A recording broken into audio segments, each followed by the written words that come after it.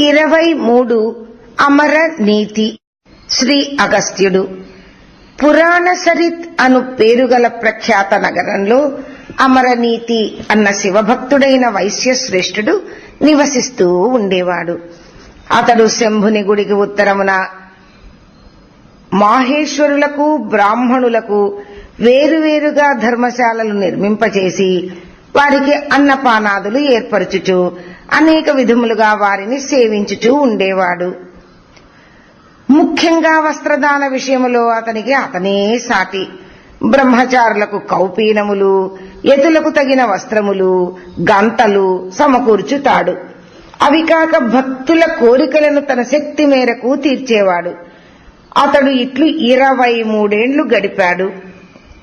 ఇక వ్రీడలేని పరమశివుడు అతని భక్తితో క్రీడ సల్పుటకు ముచ్చట పడినాడు.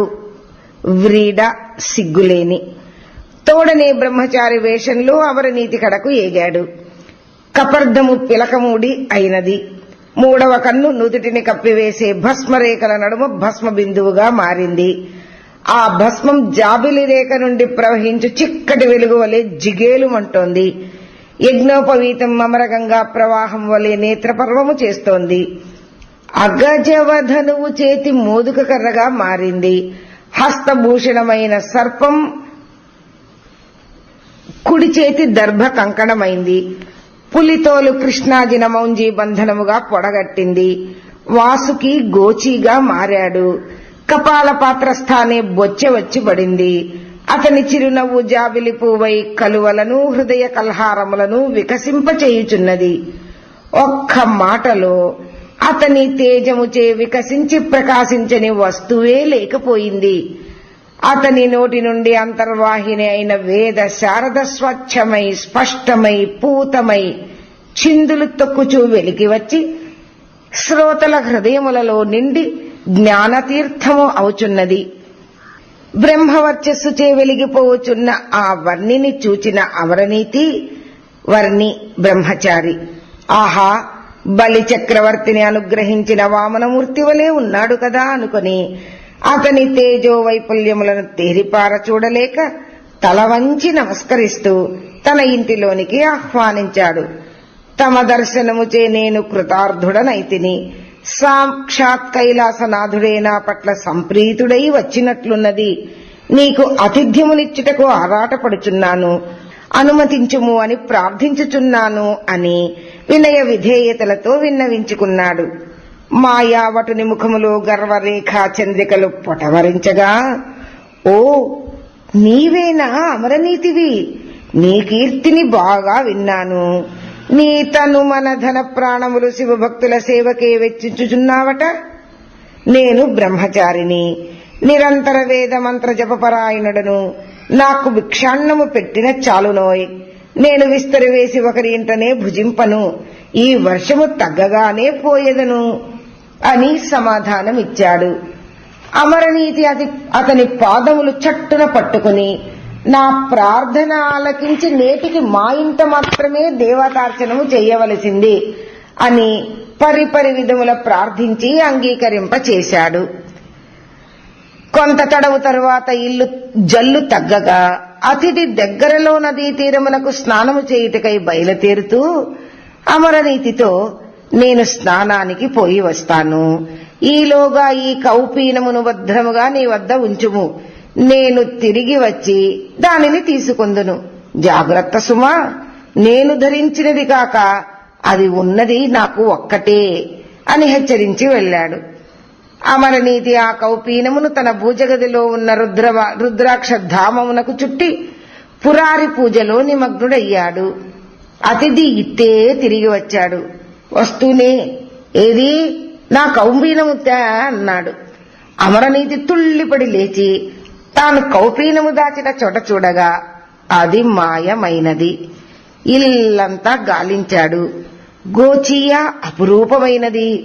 అతడు భయపడుతూనే వటువుతో విషయము విన్నవించి, అయ్యా, తమకు కొత్తది వేరొకటి సమర్పించుకుంటాను, క్షమించవలసింది అని ప్రార్థించాడు. అంతవరకు సౌమ్య గంభీరముగా ఉన్న వటువు తన క్రోధశక్తిని ప్రదర్శిస్తూ ఎంత పని చేశావు కపట శివదాసుడా, నిన్ను నమ్మి నా బంగారు గోచీని నీ పరంజేశాను కదరా. నీవిచ్చిన దానిని సద్బ్రహ్మచారినైన నేనెట్లు కట్టుకోగలను? అది మాకు నిషిద్ధం. ఆ కౌపీనము నాకు ఎట్లు లభించినదో చెప్పెదను వినుము. ఒకప్పుడు నేను వాసుదేవునిచే మంత్రోపదేశము పొంది కైలాస సానువులలో గల అతి పవిత్రమైన అచ్చోద సరస్సులో 12 సంవత్సరములు మునిగి ఉండి త్రిభువనేశ్వరిని ఉపాసిస్తూ కఠోర తపస్సు చేయగా ఆమె ప్రసన్నయై సాక్షాత్కరించి సకల విద్యలను ఆవిర్భవింపచేసి సకల సౌఖ్యములను ఆవిష్కరించే తన ఉత్తరీయమును నాకు బహూకరించింది. దయాసాగర రూపిణి, జగదేక మాత, వరధాత్రి శిరోమణి, సౌందర్య నాయకి వాత్సల్యంతో నాకు దయచేసిన ఆ ఉత్తరీయమును 2గా చేసి కౌపీనములుగా ప్రాతఃసాయం సంధ్యలలో ఉపయోగించుచున్నాను. అవి ధరించుట చేతనే నాకు వేద విద్యా రహస్యములు స్ఫురించి శాస్త్ర నిర్ణయ బుద్ధి వికసించింది. అది కనపడకపోయినచో నా విద్యలు సమస్తము నాశనం చేసిన వాడో అవుతావయ్యా. అయ్యో, ఇప్పుడు శారదాదేవికి నా ముఖం ఎట్లు చూపను? నీవు శిక్షార్హుడవగుదువు. ఎట్లయినా దానిని నాకు వెతికి తెమ్ము అని ఆక్రోశించసాగాడు. బెదిరిపోయిన అమరనీతి కంపిస్తూ, అయ్యో, నా వద్ద వెలలేని పట్టు వస్త్రములు కలవు, నీకిచ్చెదను, నన్ను క్షమింపుమయ్యా అని పాదములపై పడ్డాడు. అప్పుడిక యతి అతిశయము, మొండిపట్టు అచ్చటి జనులెల్లరూ నిరసించటం మొదలుపెట్టారు. కొందరు ధైర్యం చేసి అసలు నువ్వెవడయ్యా అని ప్రశ్నించగా తనకు ఎవరూ లేరని, ఇల్లు వాకిలి లేవని, కేవల బ్రహ్మచారినని, భిక్షకై వచ్చితనని చెప్పి తన దివ్య కౌపీనమును తనకు ఇప్పించుము అని కోరాడు. వారు దివ్య వస్త్రములు, దివ్యాయుధములు, దివ్య మంత్రములు విన్నాము గాని ఈ దివ్య గోచి సంగతి మాకు అంతు పట్టకున్నదే. అయినా లేనిది ఎక్కడి నుండి తేగలడు? ఏదో విలువైన వస్త్రము బదులిస్తానంటే అట్టే బెట్టు చేయకు, తీసుకుని పోరాదా, లేనిచో అది లభింపకపోవచ్చు అని సమాధానపరిచారు. అంత బ్రహ్మచారి, నీవు పోగొట్టిన నా కౌపీనమునకు జత అయినది నా వద్ద ఉన్నది, దానికి సర్వ విధములా సమమైనది ఇచ్చినచో నాకు సమ్మతమే అని పలికాడు. అమరనీతికి ప్రాణం లేచొచ్చింది. బ్రహ్మచారి ఓ త్రాసు తెప్పించి ఈ కౌపీనము ఒక పళ్ళెములో ఉంచి దానికి సరి అయిన వస్త్రమును తూచి ఇమ్ము అని కట్టడి చేశాడు. వెంటనే తన వంటిపై ఉన్న ఒకే ఒక ఆచ్ఛాదాన్ని సిగ్గు వదిలేసి తీసేసి అక్కడకు తేబడిన త్రాసు పళ్ళెల్లో వేసి తాను దిగంబరుడుగా నిలబడ్డాడు. జనులు అతని నిర్లజ్జకు అవాక్కయ్యారు. అమరనీతి ఆశగా ఒక పట్టు వస్త్రము 2వ సిబ్బెలో ఉంచాడు.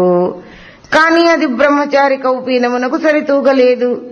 ఇంకొక వస్త్రమును, మరొక వస్త్రమును ఎన్ని జత చేసినను త్రాసు సమవదు. జనులు ఈ ఆశ్చర్యమును చూడసాగారు. అమరనీతి తన ఇంట ఉన్న వస్త్రములను, బంగారమును, విలువైన సర్వాభరణములను ఉంచాడు కాని ఫలితం శూన్యం. వెంటనే అతనిలో సద్బుద్ధి ప్రకాశించింది. భగవంతుని ప్రేమకు తూగగల వస్తువు ఏదీ ప్రపంచంలో లేదు అని గ్రహించాడు. ఈ విజ్ఞానము కూడా ఈశ్వరుని కరుణ చేతనే సంభవము. అతడు తన భార్యాబిడ్డలతో బ్రహ్మచారికి ప్రదక్షిణం చేసి సాష్టాంగ ప్రణామం చేసి శివనామ సంకీర్తనం చేయుచు శరణాగతిని చెంది 2వ సిబ్బెలోని బట్టలనన్నిటినీ తీసివేసి కూర్చున్నంతనే 2 సిబ్బెలు సమమయ్యాయి. దేవతలు పుష్పములు వర్షించి వాద్యములు మ్రోగించారు. బ్రహ్మచారి తన నిజ రూపమైన కైలాసనాథునిగా దర్శనమిచ్చి అతని కుటుంబమునంతటికీ కైవల్య సౌఖ్యము ప్రసాదించాడు. ఓం తత్సత్.